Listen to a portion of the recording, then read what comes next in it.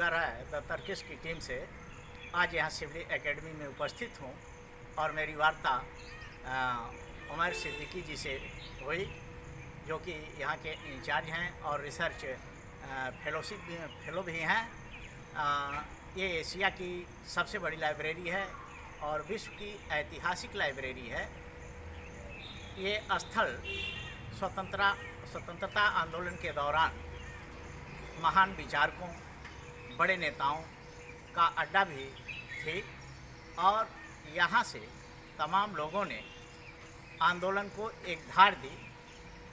अल्लामा शिबली नोमानी जी ने स्वतंत्रता आंदोलन के दौरान ये समझा कि तीर तलवार से नहीं, खंजर से नहीं, अब आज़ादी हमें अहिंसा से और इल्म से हासिल होगी।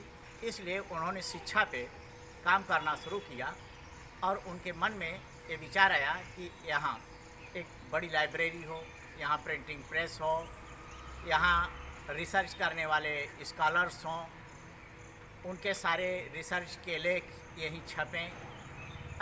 सबसे बड़ी बात तो ये है कि उस सन 1914 में जिस लाइब्रेरी की स्थापना हुई, एक मैगजीन निकलनी शुरू हुई जो बिना नागा आज भी प्रकाशित हो रही है।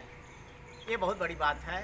हालांकि विश्व में बहुत सारे बदलाव हुए, उतार चढ़ाव के दिन आए, लेकिन वो मैगजीन आज तक छपती रही। बोले ये सबसे पहले तो हम तर्कश की पूरी टीम का स्वागत करते हैं। ये शिबली एकेडमी की सरजमीन पर, इसका पूरा नाम जो है वो दारुल मुसन्निफीन शिबली एकेडमी है। दारुल मुसन्निफीन के माने होते हैं द हाउस ऑफ ऑथर्स, लेखकों का घर। ये लेखकों का घर के नाम से ये पूरा कैंपस जो है बनाया गया था सन 1914 में, जब अल्लामा शिबली नोमानी, जो अपने वक्त की सिर्फ मुसलमानों ही की नहीं बल्कि पूरे उस वक्त के भारत के बहुत बड़े विद्वान, बहुत बड़े लेखक, बहुत बड़े हिस्टोरियन, ये उन लोगों में थे जो सर सैयद के काफ़िले से निकले थे।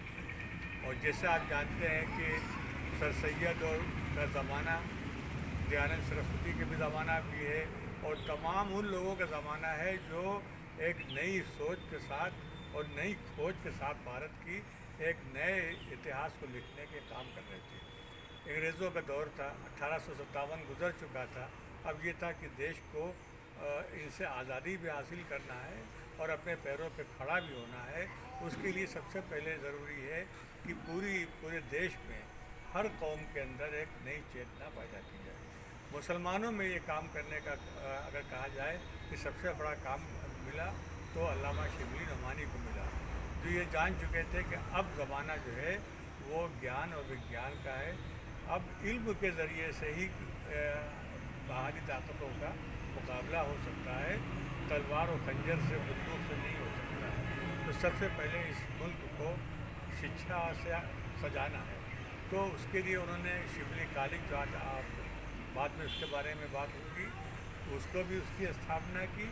और सन 14 में जब उनका देहांत हुआ है, उस वक्त उनके जो पढ़ाए हुए बच्चे थे, उनके शागिर्द थे, उनके शिष्य थे, उनसे उन्होंने ये वादा दिया कि हमारे जाने के बाद हम तो जा रहे हैं, इसी जगह पर एक एकेडमी बनाओ। इस एकेडमी का मतलब ये होगा कि इसके ज़रिए से पूरा जो कहना चाहिए कि जो इस्लामिक स्टडीज़ है उसको नए सिरे से, नए ज़माने के लिहाज से उसको पेश किया जाए।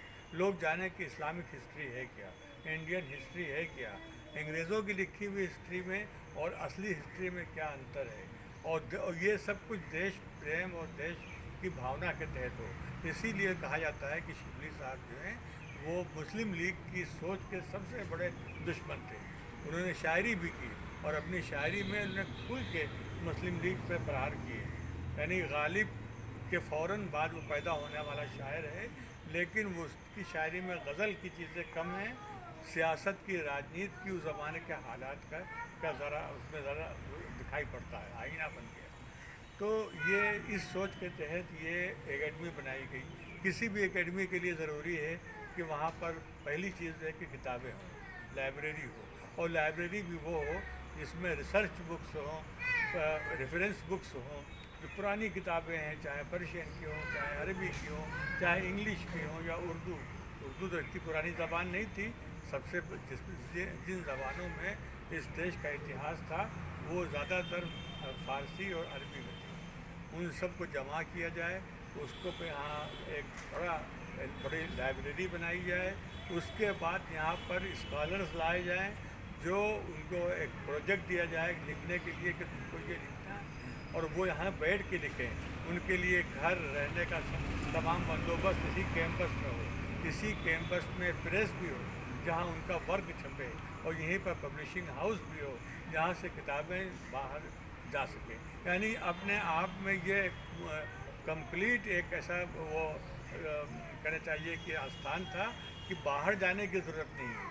जो हमको लिखना है उसके लिए किताबें भी मौजूद हैं, वातावरण भी मौजूद है, और उसके साथ साथ छपने और उसको उसका मुद्रित होने का भी पूरा प्रबंध यहाँ पर है।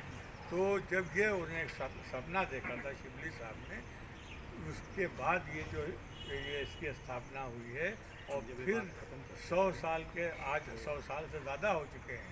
100 साल में इस एकेडमी ने क्या काम किया है, ये एक बहुत दिलचस्प कहानी से कम नहीं है कि यहाँ पर किस तरीके से सन 14 में स्थापना होती है और सन 20 तक और सन 25 तक जो है यहाँ महात्मा गांधी भी आ जाते हैं, यहाँ पर मोतीलाल नेहरू भी आते हैं, उनसे खत किताबत होती है, उनके सब खत रखे हुए हैं उस ज़माने के कि इस स्थान को स्वतंत्रता आंदोलन का केंद्र कैसे बनाया जाए।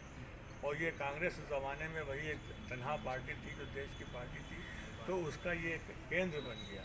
शास्त्री जी के ख़त भी यहाँ रखे हुए हैं, राजेंद्र प्रसाद जी के ख़त हैं, ऐसे ख़त हैं जो ऐसी उर्दू में हैं कि आज हम लोगों के लिए भी पढ़ना मुश्किल है। ऐसी ये इस लिहाज से ही बहुत कीमती चीज़ है कि महात्मा गांधी का जो ख़त है वो उनके हाथ की राइटिंग में, उर्दू राइटिंग में है।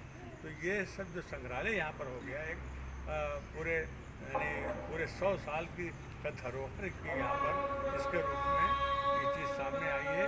तो ये इसने पूरे पूर्वांचली को नहीं, पूरे भारत ही की नहीं, पूरी दुनिया में इसका जो नाम ऊंचा किया है। वो कैफ़ी आज़मी साहब का आप लोग नाम ले रहे थे, कैफ़ी आज़मी साहब यहाँ जब आते थे तो कहते थे कि हमारे लिए ये वैसे ही पवित्र स्थल है जैसे गुरुद्वारा है, वहाँ घुटने टेक के जाते हैं, यहाँ भी हम घुटना टेक के और माथा टेक के आना चाहते हैं। तो ये वो स्थान है। यहाँ पर पूरी कहानी अशोक मेहता, नरेंद्र देव और आचार्य विनोबा भावे, ऐसे लोग यहाँ पर आए, बैठे रहे। पंडित नेहरू तो एक हफ्ता रहते थे, यहीं पर रहते थे, बड़ी दोस्ती थी उससे।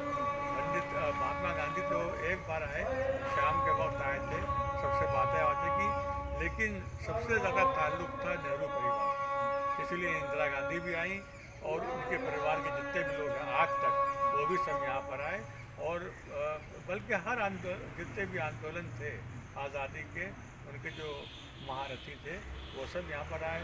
और मुसलमानों में तो शायद ही कोई बचा हो कि जो आदमी यहाँ पर शायर, अदीब और आलोचक, जो जितने उर्दू साहित्य की जितनी बड़ी से बड़ी शख्सियत है, वो ऐसा नहीं है कि हिंदुस्तान में रही हो और यहाँ ना आई हो। यहाँ की पत्रिका निकलती है, आपको ताज्जुब होगा सुन के कि 104 साल हो चुके हैं। सन 16 में वो उसका पहला नंबर निकला, मासिक पत्रिका है, उर्दू की भाषा की सबसे बड़ी पत्रिका मानी जाती है। और उसका रिकॉर्ड हो गया कि वो उर्दू की पहली पत्रिका है जिसने 100 साल पूरे किए और बगैर किसी नागे के। एक भी महीना उसका नागा नहीं हुआ। वर्ल्ड वार हुई, पार्टीशन हुआ, सब कुछ हुआ, यहाँ भी कर्फ्यू लगा कभी कभी, लेकिन उसकी आज तक ये रिकॉर्ड है कि उसका एक नंबर भी लेट नहीं हुआ। और वो जो उर्दू भाषा की सबसे बड़ी पत्रिका, यूजीसी भी उसको मानती है कि अगर उसके कोई लेख छप गया है, आर्टिकल छप गया है, तो उसको उसका नंबर मिलता है पीएचडी करने वालों को। तो ये पत्रिका निकलना और 1.5 लाख, पौने 2 लाख किताबों के जमा होना, और इसमें मैन्युस्क्रिप्ट्स बहुत हैं, 400-400, 500-500 पुराने जो है फारसी और अरबी की। रामायण यहाँ पर है, परिष्कृत में अकबर दारा शिकोह के ज़माने की उपनिषद है, तो ये वो कलेक्शन है जो दुनिया की किसी और लाइब्रेरी में भी नहीं मिलता। दारा शिकोह की बहन थी जहांआरा, शाहजहां की बेटी, उसके अपने हाथ की लिखी हुई किताब यहाँ पर जो सबसे अहम मानी जाती है वो भी यहाँ मौजूद है। तो ये बड़े मज़े की चीज़ है यहाँ पर। यहाँ का इतिहास जो है जब चलता है तो लगता है कि सिर्फ साहित्य का इतिहास नहीं है, बल्कि पूरे समाज का, हिंदुस्तानी समाज का जो 100 साल का इतिहास का जो कारवां है वो हमारे साथ साथ चल रहा है, ऐसा मालूम होता है। तो हम समझते हैं कि हमारे आपके माध्यम से, इस चैनल के माध्यम से आज के लोगों को, आज के भारत को जिन चीज़ों को जानने की ज़रूरत है, मैं बहुत धीरे से कह रहा हूँ लेकिन बहुत अहम चीज़ है, आज हमको अपने आप को पहचानने की ज़रूरत है और हर उस चीज़ को जमा करने की ज़रूरत है जो जोड़ने वाली हो, जो तोड़ने वाली ना हो। हम इसलिए आपका अभिनंदन भी करते हैं, स्वागत भी करते हैं और हम चाहेंगे कि इसकी कहानी आप सुनते रहें और कुछ सीखने के लिए, कुछ जानने के लिए, कुछ अपने आप को पाने के लिए यहाँ का कहानी ज़रूरी है। अभी आप देख रहे थे मोहम्मद उमैर नदवी सिद्दीकी जी से दुर्गा राय की बातचीत, और ये बातचीत की एक शुरुआत है जो बहुत दूर तक जाएगी। ये बात हमारे देश के युवाओं और पूरे देशवासियों को ये एक ऐसे नक्शे कदम पर चलने की तरफ अग्रसर करेगी जिससे एक बेहतरीन भारत का हम निर्माण कर सकें। इसमें तमाम ऐसी चीज़ें आएगी और हम कह सकते हैं कि अल्लामा शिबली नोमानी का एक शख्सियत नामा अपने सफ़र के लिए तैयार है और इस पर आज हमने पहली शुरुआत की है और इसको लेकर के हम लगातार आगे बढ़ते चले जाएंगे। तमाम ऐसे अध्याय निकल कर के आएंगे जो इस जनपद ही नहीं, इस प्रदेश ही नहीं, पूरे देश के लोगों को नाज करने का, फ़ख्र करने का सबब बनेगा और इस पर हम सभी को बहुत बहुत नाज होगा। तमाम ऐसी शख्सियतें इस देश की जिनकी अभी चर्चा आपने सुना है, बिनोवा से लेकर के, गांधी जी से लेकर के, जवाहरलाल नेहरू से लेकर के, अशोक मेहता से लेकर के तमाम क्रांतिकारियों का संदर्भ आएगा, आज़ादी के दीवानों का संदर्भ आएगा, शायरों का, लेखकों का संदर्भ आएगा जिन्होंने समय के साथ तमाम ऐसे परिवर्तन को इस्तकबाल किया, स्वागत किया और आगे भी जिस तरह की ज़रूरत इस देश को पड़ेगी उस तरह से अपने में तब्दीली लाने के लिए, शिक्षा और विज्ञान को आगे बढ़ाने के लिए ये सफ़रनामा आगे चलता रहेगा। बहुत बहुत धन्यवाद सभी दर्शकों से। हम उम्मीद करते हैं कि आप हमें प्यार देते रहेंगे और हम आपको ऐसे तमाम जानकारियाँ देंगे जिसके लिए, जो आपके लिए ज़रूरी है, हमारे लिए ज़रूरी है और बहुत ज़रूरी है कि वो आप तक बात हम पहुँचाते रहें।